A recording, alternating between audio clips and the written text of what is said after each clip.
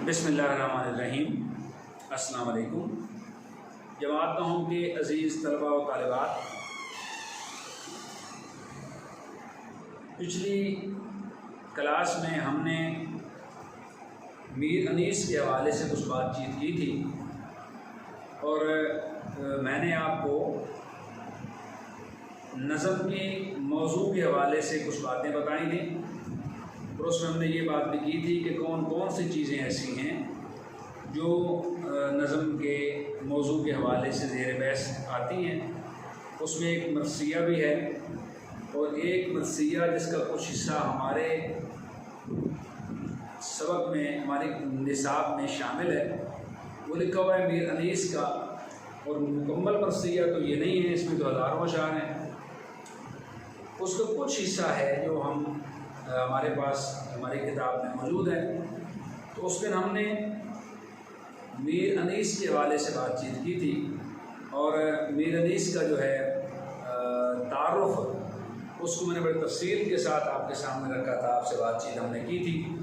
आज हम नज़म शुरू करते हैं जिसका नाम है मैदान करबला में गर्मी की शिद्दत। सफ़ा नंबर 117 है। अल्फाज काफ़ी सारे मुश्किल हैं, पेंसिलें कापियाँ लेके बैठें और जो जो कुछ मैं आपको बयान करता जाऊंगा, जो जो मैं आपको लिखवाता जाऊंगा, मैं बोर्ड पे भी कोशिश करूंगा साथ साथ लिखने की। अल्फाज के मानी जो बंद दिए गए हैं उनके अशार की तशरीह करने की भी इंशाअल्लाह मैं भरपूर कोशिश करूंगा ताकि एक एक बात आपको अच्छी तरह से समझ आ जाए। हम उस पर बात करेंगे, लेकिन जो पॉइंट्स मैं समझता हूँ कि आपके काम आने वाले हैं उनमें एक तो अल्फाज के मानी लाजमी लिखें, तशरीह के कुछ नुकात होते हैं वो नुकात लाजमी लिखें।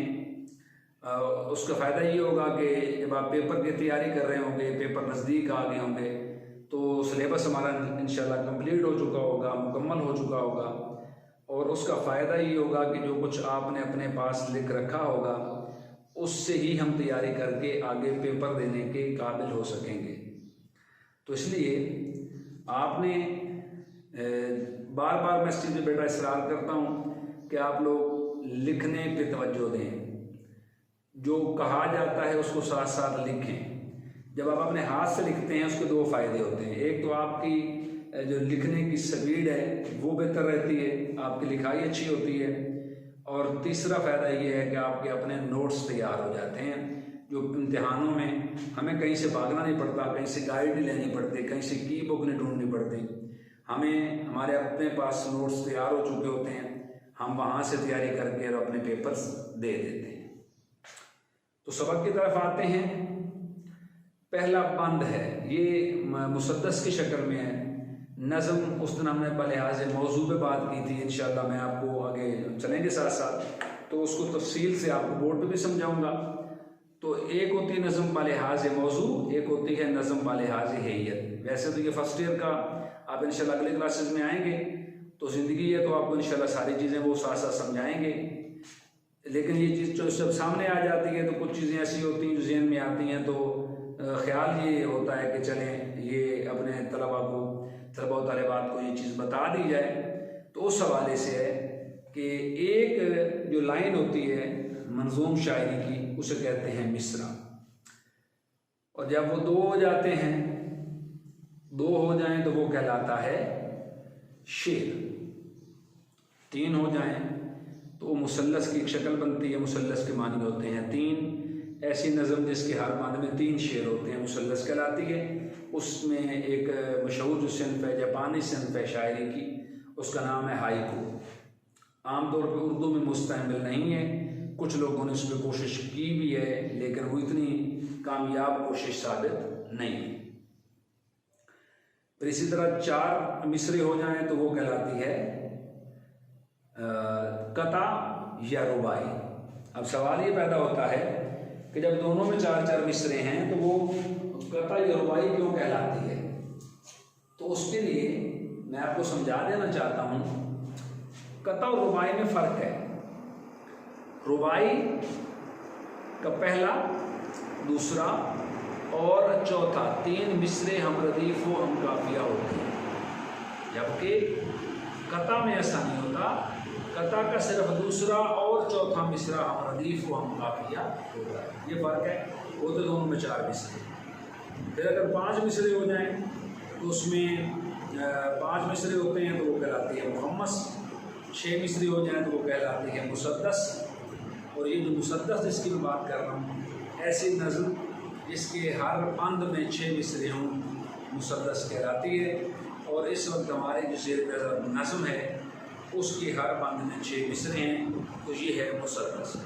آگے تو مسدس اور مخمس ترکیب مند اور ترکیب مند ہوتی ہیں، پھر مصفہ ہوتی ہے، مثنوی ہوتی ہے، وہ انشاءاللہ جب اس پہ ہم بات کریں گے تو میں آپ کو یہ بات سارے تفصیل سے سمجھا دوں۔ پہلا مصرع ہے کہ گرمی کا روز جنگ کی کیوں کر کروں بیاں، شاعر کہتا ہے کہ گرمی کا روز جنگ کی کیوں کر کروں بیاں کے معنی کہ جس دن میدان کربلا میں امام حسین علی مقام اور یزید کی فوجوں کے درمیان جنگ ہوئی، اس دن اتنی گرمی تھی، یہ بات میں زبان سے بیان ہی نہیں کر سکتا، میرے بس کی بات نہیں۔ ایک چیز بیٹا اور بتا دوں، کوئی شک نہیں ہے جو کچھ اپنی محبت کا، چاہت کا، تکلیف کا جو اظہار کیا ہے شاعروں نے وہ بات سمجھ آتی ہے، لیکن کچھ چیزیں ایسی ہوتی ہیں جو حادث سے بڑھ جاتی ہیں، جو ناممکنات میں شمار ہوتی ہیں۔ شاعر محض اپنی شاعری میں بات کو بڑھا چڑھا کے بیان کرتا ہے، وہ کہلاتی ہے مبالغہ آرائی۔ اور آپ کو بتاؤں کہ اس معاملے میں مبالغہ آرائی کرنے میں میر انیس کا کوئی ثانی نہیں۔ آگے ہم پڑھیں گے ساتھ ساتھ، انسانی عقل ان باتوں کو تسلیم کرنے سے قاصر ہے جو باتیں بڑے آرام سے میر انیس نے اپنی شاعری میں بیان کر دی۔ کہتا ہے ڈر ہے مثل شمع نہ جلنے لگے زباں، مثل کے معنی ہوتا ہے کی طرح، شمع ہوتی ہے شمع کی طرح۔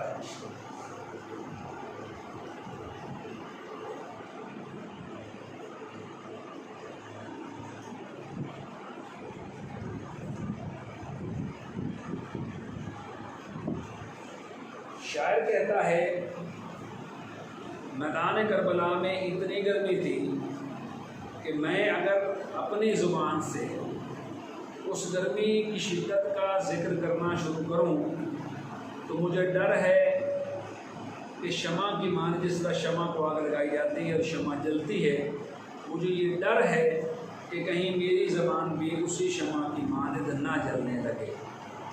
ایسا نہیں ہوتا، آپ گرمی کی شدت جتنی مرضی سخت الفاظ میں بیان کر لیں، آپ کی زبان کو آگ نہیں لگے، لیکن شاعر کی اپنی سوچ ہے، اس نے اپنی شاعری میں مبالغہ آرائی کی انتہا کی ہے۔ میں نے شروع میں یہ بات کی آپ سے، تو اس لیے یہ شاعر کا اپنا انداز بیان ہے، ہم اسے اس پہ تنقید تو کر سکتے ہیں کہ مبالغہ آرائی کی ہے، لیکن اس کی جو محبت ہے امام حسین علی مقام سے، ان کے خانوادے سے، اسلام سے، اس پہ ہم شک نہیں کر سکتے۔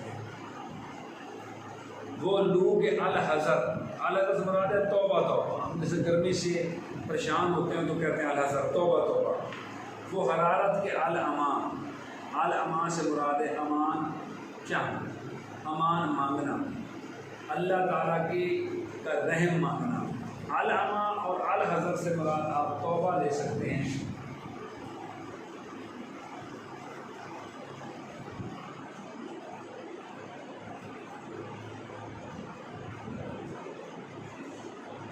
آپ اللہ سے امان طلب کر سکتے ہیں، آپ اس کے معنی توبہ لے سکتے ہیں۔ رن کی زمین تو سرخ تھی اور زرد آسمان، رن کہتے ہیں میدان جنگ۔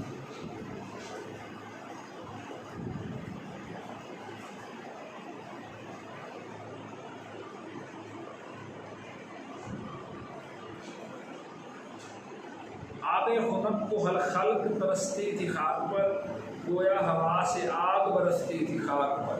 آب خنک ٹھنڈا پانی، فارسی زبان کا لفظ۔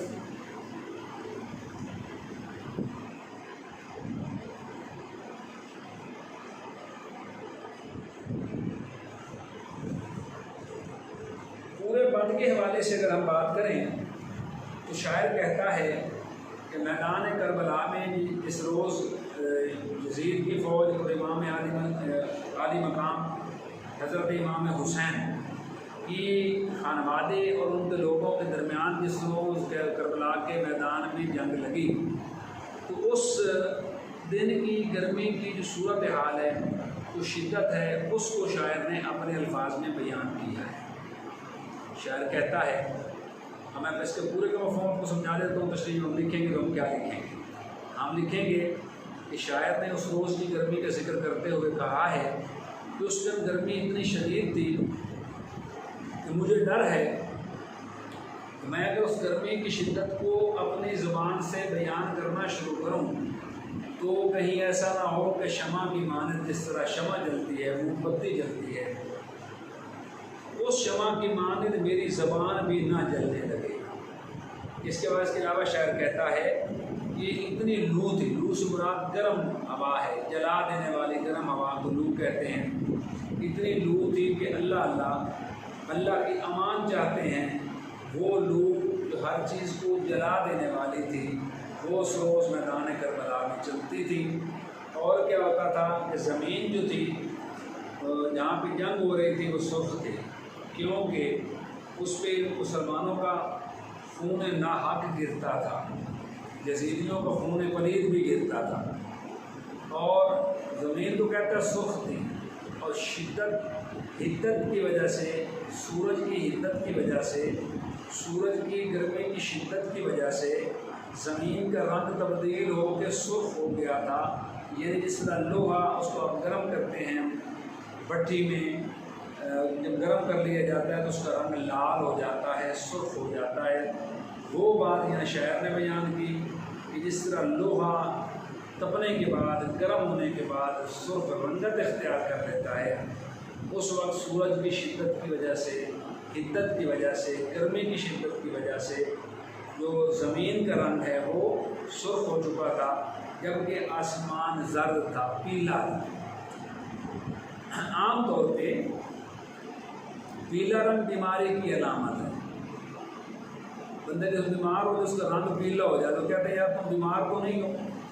تو وہ بات شاعر نے بیان کی کہ گرمی کی شدت اتنی تھی کہ آپ آسمان کی طرف نگاہ نہیں کر سکتے تھے، اور کرتے تھے تو آسمان کا رنگ زرد ہو چکا تھا، آسمان کا رنگ مرجھا چکا تھا، اور اس کا رنگ بیماروں جیسا ہو چکا تھا۔ پھر کہا کہ خلق یعنی مخلوق اللہ کی بنائی زمین پر کس چیز کو ترستی تھی؟ ٹھنڈے پانی، ٹھنڈا پانی دستیاب نہیں تھا۔ ہم یہ واقعہ